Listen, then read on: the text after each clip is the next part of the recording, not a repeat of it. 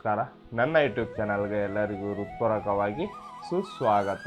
ಇವತ್ತಿನ ಶ್ಲೋಕ 10ನೇ ಶ್ಲೋಕ ಆಗಿರುತ್ತೆ. ಇವತ್ತಿನ ಶ್ಲೋಕ ಹೇಳುತ್ತೆ, ನಮ್ಮ ಜೀವನದ ಒಂದು ಕಷ್ಟಗಳು ಯಾವ ಥರ ಬರ್ತಾವೆ ಮತ್ತು ಕಷ್ಟಗಳಿಂದ ನಾವು ಯಾವ ಥರ ಪಾರಾಗಬೇಕು ಮತ್ತು ಕಷ್ಟದಿಂದ ಬಂದ ಒಂದು ಒಳ್ಳೆಯ ಜೀವನವನ್ನು ನಾವು ಯಾವ ಥರ ಒಂದು ಕಷ್ಟದಿಂದ ಮುಂದಕ್ಕೆ ಹೋಗ್ತೀವಿ ಅನ್ನೋದು ಈ ಶ್ಲೋಕದ ಮುಖಾಂತರ ನಮಗೆ ಸಂಪೂರ್ಣವಾಗಿ ತಿಳಿಸುತ್ತೆ. ಮತ್ತು ಭಯ, ಕ್ರೋಧ ಮತ್ತು ಇನ್ನಷ್ಟು ಇದನ್ನು ಒಂದು ಉದ್ದೇಶದಿಂದ ಯಾವ ಥರ ಇಟ್ಕೊಳ್ಬೇಕಾಗುತ್ತೆ ಮತ್ತು ನಮ್ಮ ಜೀವನದ ಒಂದು ಸತ್ಯಾಂಶವನ್ನು ನಾವು ಯಾವ ಥರ ತಿಳ್ಕೊಬೇಕಾಗುತ್ತೆ ಮತ್ತು ಶ್ರೀ ಕೃಷ್ಣ ಪರಮಾತ್ಮನ ನಾವೆಲ್ಲ ಜ್ಞಾನವಂತರಾಗಿ ಮತ್ತು ಅವರ ಒಡನೆ ಒಂದು ಉನ್ನತ ಸ್ಥಾನಕ್ಕೆ ಹೋದಾಗ ಅವರ ಒಡನೆ ಯಾವ ಥರ ಇರಬೇಕಾಗುತ್ತೆ ಅನ್ನೋದು ಈ ಶ್ಲೋಕದ ಒಂದು ಭಾವಾರ್ಥಕವಾಗಿದೆ. ಹಾಗಾಗಿ ಈ ಶ್ಲೋಕವನ್ನು ಸಂಪೂರ್ಣವಾಗಿ ನೋಡಿ ಅಂತ ನಾನು ಈ ಶ್ಲೋಕದ ಮುಖಾಂತರ ನಿಮಗೆ ತಿಳಿಸ್ತಾ ಇದ್ದೀನಿ. ಮತ್ತು ಇವತ್ತಿನ 10ನೇ ಶ್ಲೋಕಕ್ಕೆ ಒಂದು ಒಳ್ಳೆಯ ಉದ್ದೇಶವಾಗಿದೆ. ಹಾಗಾಗಿ ಈ ಶ್ಲೋಕವನ್ನು ಸಂಪೂರ್ಣವಾಗಿ ನೋಡಿ ಮತ್ತು ನನ್ನ ಚಾನೆಲ್ನ ನೀವು ಸಬ್ಸ್ಕ್ರೈಬ್ ಮಾಡಿಲ್ಲ ಅಂದರೆ ಸಬ್ಸ್ಕ್ರೈಬ್ ಮಾಡಿ. ಈ 10ನೇ ಶ್ಲೋಕ ಏನು ಹೇಳುತ್ತೆ ಅಂತ ತಿಳ್ಕೊಳ್ಳೋಣ ಮತ್ತು ಅದ್ರ ಬಗ್ಗೆ ಚರ್ಚಿಸೋಣ ಮತ್ತು ಒಂದು ಒಳ್ಳೆಯ ಉದ್ದೇಶ ಏನಿದೆ ಅಂತ ನಾವು ತಿಳ್ಕೊಳ್ಳೋಣ.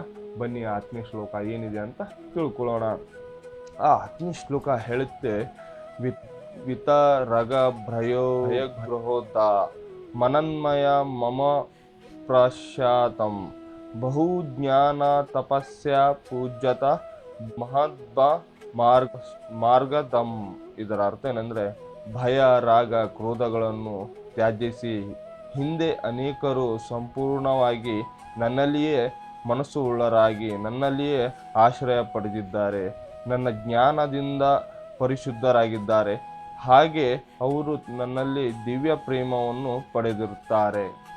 ಅಂದರೆ ಶ್ರೀ ಕೃಷ್ಣ ಪರಮಾತ್ಮ ತಿಳಿಸ್ತಾ ಇದ್ದಾರೆ, ನಮ್ಮ ಕರ್ತವ್ಯವನ್ನು ನಾವು ಸ್ಥಳೀಯಾಂತರವಾಗಿ ಮಾಡ್ತಾ ಇರಬೇಕು ಮತ್ತು ಅವರ ಹೇಳೋ ಪ್ರಕಾರ ಭಯ, ಕ್ರೋಧ ಮತ್ತು ತ್ಯಾಜಿಸಿ ಅಂದರೆ ಅದನ್ನು ಅವರು ತಗೊಂಡು ಅದನ್ನು ಒಂದು ಏನೇನಾಗಲಿ ಒಂದು ಒಳ್ಳೆಯದಿಂದ ಆಗಲಿ ಕೆಟ್ಟದಿಂದ ಆಗಲಿ ಮತ್ತು ಏನೇ ಆಗಲಿ ಅವರು ಒಂದು ಉದ್ದೇಶದಿಂದ ಇರುವಾಗ ಅವರಿಗೆ ಒಂದು ಅಲೌಕಿಕ ಜೀವನವನ್ನು ನಾನೇ ಮಾಡಿಕೊಟ್ಟಿದ್ದೀನಿ ಮತ್ತು ಅವರ ತಪ್ಪುಗಳು ಸರಿಗಳು ಭಯದಿಂದ ಸಿಟ್ಟು ಕ್ರೋಧವನ್ನು ಅವರಿಗೆ ಹುಟ್ಟಿಸಿದ್ದೆ ನಾನು ಮತ್ತು ಅದನ್ನು ಸರಿಪಡಿಸ್ಕೊಳ್ಳೋಕ್ಕೆ ಮತ್ತೆ ನಾನೇ ಆಗಿ ಅವರ ಒಂದು ಪ್ರೇಮದ ಭಕ್ತಿಯಿಂದ ಬಂದ ತಕ್ಷಣವೇ ಅವರಿಗೆ ಒಂದು ಅರ್ಥಪೂರ್ಣವಾಗಿ ಅವರ ಒಂದು ಜೀವನದ ಒಂದು ಭವಿಷ್ಯ ಯಾವ ಥರ ಇರಬೇಕು ಯಾವ ಥರ ಇಲ್ಲ ಮತ್ತು ಅವರ ಜೀವನದ ಕಥೆಯನ್ನು ಯಾವ ಥರ ಮಾಡಬೇಕು ಮತ್ತು ಪ್ರೇಮದ ಬಂಧನ ಅಂದರೆ ಅವರ ನೊಡನೆ ಭಕ್ತರು ಯಾವ ಥರ ಇರ್ತಾರೆ ಮತ್ತು ಶ್ರೀಕೃಷ್ಣ ಪರಮಾತ್ಮ ಅವರ ನಿವಾಸಕ್ಕೆ ಯಾವ ಥರ ಒಂದು ಒಳ್ಳೆಯ ಉದ್ದೇಶದಿಂದ ಇಟ್ಕೊಂಡು ಹೋಗ್ತಾರೆ ಮತ್ತು ಅವರ ಹೇಳೋ ಪ್ರಕಾರ ಕೃಷ್ಣ ಅಂತ ಹೇಳೋ ಪ್ರಕಾರ ಅವರು ಜೀವನದ ಕಥೆಗಳನ್ನು ತಿಳ್ಕೊಂಡಿದ್ದಾರೆ ಮತ್ತು ನಮ್ಮಂತಹ ಎಷ್ಟು ಕೋಟಿ ಜನನ್ನ ಅವರು ದಿನನಿತ್ಯವಾಗಿ ನೋಡ್ತಾ ಇರ್ತಾರೆ ಮತ್ತು ಅದರಲ್ಲಿ ಒಬ್ಬೊಬ್ಬರಾಗಿ ಅವರ ಒಂದು ಜ್ಞಾನವನ್ನು ಅರ್ಥ ಮಾಡಿಕೊಂಡು ತಿಳ್ಕೊಂಡು ಮತ್ತು ಅವರ ಒಂದು ಒಳ್ಳೆಯ ಜೀವನವನ್ನು ಮತ್ತೆ ರೂಪಿಸ್ಕೊಂಡುತ್ತಾ ಅವರ ಜೀವನವನ್ನು ಉದ್ಧಾರ ಮಾಡುತ್ತಾರೆ. ಈ ಶ್ರೀ ಕೃಷ್ಣ ಪರಮಾತ್ಮ ಈ 10ನೇ ಶ್ಲೋಕ ಮುಖಾಂತರ ನಮಗೆ ತಿಳಿಸಿದ್ದಾರೆ.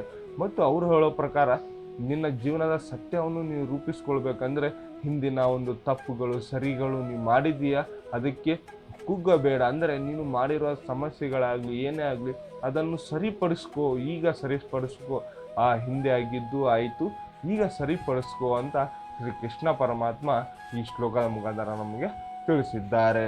ಮತ್ತು ಅವರು ಹೇಳೋ ಪ್ರಕಾರ ಜೀವನದ ಸತ್ಯ ಅಂದರೆ ನಾವು ಹೇಳೋ ಪ್ರಕಾರ ಆಸ್ತಿ ಮಾಡಬೇಕು, ಮನೆ ತಗೋಬೇಕು, ದುಡ್ಡು ಮಾಡಬೇಕು ಅಂತ ನಾವು ಈ ಥರ ಆಸೆಗಳನ್ನು ನಾವು ತಿಳ್ಕೊತೀವಿ. ಆದರೆ ಶ್ರೀ ಕೃಷ್ಣ ಪರಮಾತ್ಮ ಒಂದು ಸತ್ಯದ ಮಾತು ಏನಂದರೆ, ನಿನ್ನ ಒಂದು ಆಸ್ತಿ ಅಂದರೆ ನಿನ್ನ ದೇಹ ಮತ್ತು ನಿನ್ನ ಅಂಗಾಂಗಗಳು, ನಿನ್ನ ಇಂದ್ರಿಯಗಳು ಮತ್ತು ನೀನು ಏನು ಆಲೋಚನೆ ಮಾಡ್ತೀಯ ಮತ್ತು ನಿನ್ನ ಜ್ಞಾನ ಯಾವ ಥರ ಇರುತ್ತೆ, ನೀನು ಒಂದು ಒಳ್ಳೆ ದೇವರಿಗೆ ನೀನು ಪ್ರಾರ್ಥನೆ ಮಾಡ್ತೀಯ, ನಿನ್ನ ದೇವರು ಯಾರು ಮತ್ತು ನಿನ್ನ ಸುತ್ತಮುತ್ತಲಿನ ಸಮಾಜಕ್ಕಾಗಲಿ ಏನಾಗಲಿ ಇನ್ನು ಒಂದು ಉನ್ನತ ಸ್ಥಾನಕ್ಕೆ ಇದೆಯಾ ಅಂತ ಶ್ರೀ ಕೃಷ್ಣ ಪರಮಾತ್ಮ ಈ ಥರ ನಮಗೆ ಸಂದೇಶ ಕೊಟ್ಟಿದ್ದಾರೆ. ಮತ್ತು ಎಲ್ಲ ಥರದ ಮಾಡಬೇಕು, ದುಡ್ಡು ಮಾಡಬೇಕು, ಎಲ್ಲ ಥರ ಮಾಡಬೇಕು, ಆದರೆ ಒಂದು ಹಂತ ಇರುವವರೆಗೂ ಮಾಡಬೇಕು ಅಂತ ಶ್ರೀಕೃಷ್ಣ ಪರಮಾತ್ಮ ಈ ಶ್ಲೋಕದ ಮುಖಾಂತರ ತಿಳಿಸಿದ್ದಾರೆ. ಮತ್ತು ಜೀವನದ ಸತ್ಯಗಳು ಅಂತ ಬಂದಾಗ ನಾವು ಅರಿವು ಮಾಡ್ಕೊಳ್ಬೇಕಾಗುತ್ತೆ. ನಮ್ಮ ಜೀವನದಲ್ಲಿ ನಾವು ಏನೇನಾಗಲಿ ಒಂದು ಕರ್ತವ್ಯ ಮಾಡುವಾಗ ನಮ್ಮ ಜ್ಞಾನ ಲೌಕಿಕವಾಗಿ ಇರಬೇಕಾಗುತ್ತೆ. ಅಂದರೆ ಒಂದು ಒಳ್ಳೆಯ ಹೃದಯದಿಂದ ಆಗಿರಬೇಕಾಗುತ್ತೆ, ಏನೋ ಒಂದು ಕೆಟ್ಟ ಉದ್ದೇಶದಿಂದ ಆಗಿರಬಾರ್ದು ಅಂತ ಈ ಶ್ಲೋಕದ ಮುಖಾಂತರ ತಿಳಿಸಿದ್ದಾರೆ. ಮತ್ತು ನಮ್ಮ ಜೀವನದ ಸತ್ಯಗಳು ಏನು, ಯಾವ ಥರ ಇಟ್ಕೊಳ್ಬೇಕಂತ ಶ್ರೀ ಕೃಷ್ಣ ಪರಮಾತ್ಮ ನಮಗೆ ತಿಳಿಸಿದ್ದಾರೆ. ಬನ್ನಿ ತಿಳ್ಕೊಳ್ಳೋಣ. ಜೀವನದ ಅನ್ವಯ: ಸೋಲು ಎದುರಾದಾಗ ಕುಸಿದು ಹೋಗೋದೇ ನನ್ನ ಹಿಂದೆ ಒಂದು ದೊಡ್ಡ ಶಕ್ತಿ ಇದೆ ಅಥವಾ ನಾನು ಮಾಡುತ್ತಿರುವ ಕೆಲಸ ಸರಿಯಾಗಿದೆ ಎಂಬ ದೃಢವಾದ ನಂಬಿಕೆ ಇದ್ದರೆ ಜೀವನದ ಹೋರಾಟ ಸುಲಭವಾಗುತ್ತದೆ. ಅಂದರೆ ನಾವು ಏನನ್ನಾಗಲಿ ಒಂದು ಸೋಲು ಒಪ್ಪಿಕೊಂಡಾಗ ಅಯ್ಯೋ ನನಗೆ ಆಗಲ್ಲ ಅಂತ ನಮ್ಗೆ ಗೊತ್ತಿದ್ದರೂ ಸಹ ನಾವು ಮಾಡಿಬಿಟ್ಟೆ ಅಲ್ಲ ಅಂತ ನಾವು ಕೂಗ್ಬಿಡ್ತೀವಿ. ಆದರೆ ಶ್ರೀ ಕೃಷ್ಣ ಪರಮಾತ್ಮ ತಿಳಿಸ್ತಾ ಇದ್ದಾರೆ, ನಿನ್ನ ಹಿಂದೆ ಏನೋ ಒಂದು ಶಕ್ತಿ ಇದೆ, ನಿನ್ನ ಹಿಂದೆ ಏನೋ ಒಂದು ದೊಡ್ಡ ಕೆಲಸ ಆಗೋದಿದೆ. ನೀನು ಯಾಕೆ ಹೀಗೆ ಕುಗ್ಗೋದಿದೆಯಾ? ನೀನು ಈಗ ಸೋಲನ್ನು ಕುಗ್ಗದೇ ಇದ್ದರೆ ನಿನ್ನ ಜೀವನದ ಸತ್ಯವನ್ನು ನೀನು ಮುಂದಿನ ದಿನಗಳಲ್ಲಿ ರೂಪಿಸ್ಕೊಳ್ಳೋಕ್ಕೆ ಆಗೋದು ಅಂತ ಶ್ರೀಕೃಷ್ಣ ಪರಮಾತ್ಮ ತಿಳಿಸ್ತಾ ಇದ್ದಾರೆ. ಮತ್ತು ನಮ್ಮ ಮನಸ್ಸಿನ ಭಯ, ಕೋಪ ಮತ್ತು ಅತಿಯಾದ ಹಂಬಲವನ್ನು ಬಿಟ್ಟು ಸರಿಯಾದ ಜ್ಞಾನದೊಂದಿಗೆ ನಮ್ಮ ಕರ್ತವ್ಯದ ಮೇಲೆ ನಂಬಿಕೆ ಇಟ್ಟು ಸಾಗಿದರೆ ನಾವು ಜೀವನದಲ್ಲಿ ಶಾಂತಿ ಮತ್ತು ಪರಮ ಸುಖವನ್ನು ಕಾಣಬಹುದು ಎಂಬುದೇ ಈ ಶ್ಲೋಕದ ಸಾರ. ಅಂದರೆ ಶ್ರೀ ಕೃಷ್ಣ ಪರಮಾತ್ಮ ಹೇಳ್ತಾ ಇದ್ದಾರೆ, ನಿಮ್ಮ ಕರ್ತವ್ಯ ಬಗ್ಗೆ ನಿಮಗೆ ನಂಬಿಕೆ ಇರಲಿ, ನಿಮ್ಮ ಕೆಲಸದ ಬಗ್ಗೆ ನಿಮಗೆ ಒಂದು ಒಳ್ಳೆಯ ಉದ್ದೇಶವಿರಲಿ, ನಿಮ್ಮ ಕೆಲಸದಿಂದಲೇ ನಿಮ್ಮ ಶಾಂತಿ, ನೆಮ್ಮದಿ ಎಲ್ಲ ಕೂಡ ನಿಮ್ಮ ಹಿಂದೆ ಬರುತ್ತೆ ಅಂತ ಶ್ರೀ ಕೃಷ್ಣ ಪರಮಾತ್ಮ ಈ ಶ್ಲೋಕದ ಮುಖಾಂತರ ನಮಗೆ ತಿಳಿಸಿದ್ದಾರೆ. ಹಾಗಾಗಿ ನೀವು ಏನನ್ನಾಗಲಿ ಒಂದು ಜೀವನದ ಸತ್ಯವನ್ನು ಒಂದು ಅರಿತು ಮಾಡ್ಕೊಂಡಿದ್ದೀರಾ ಅಂತ ನಾನು ಭಾವಿಸ್ತೀನಿ. ಮತ್ತು ಈ ಶ್ಲೋಕ ನಿಮಗೆ ಸಂಪೂರ್ಣ ಅರ್ಥವಾಗಿದೆ ಅಂತ ನಾನು ಒಂದು ಒಳ್ಳೆಯ ಉದ್ದೇಶದಿಂದ ಹೇಳಿದ್ದೀನಿ ಅಂತ ನಿಮಗೆ ಸಂಪೂರ್ಣವಾಗಿ ತಿಳಿದಿದೆ ಅಂತ ನಾನು ಭಾವಿಸ್ತೀನಿ. ಮತ್ತು ಶ್ಲೋಕನ ಇಲ್ಲಿಗೆ ಮುಕ್ತಾಯಗೊಳಿಸ್ತೀನಿ. ಒಂದು ಶ್ರೀ ಕೃಷ್ಣ ಪರಮಾತ್ಮನ ಜಪ ಹೇಳಿ ಈ ಶ್ಲೋಕನ ಮುಕ್ತಾಯಗೊಳಿಸೋಣ ಬನ್ನಿ.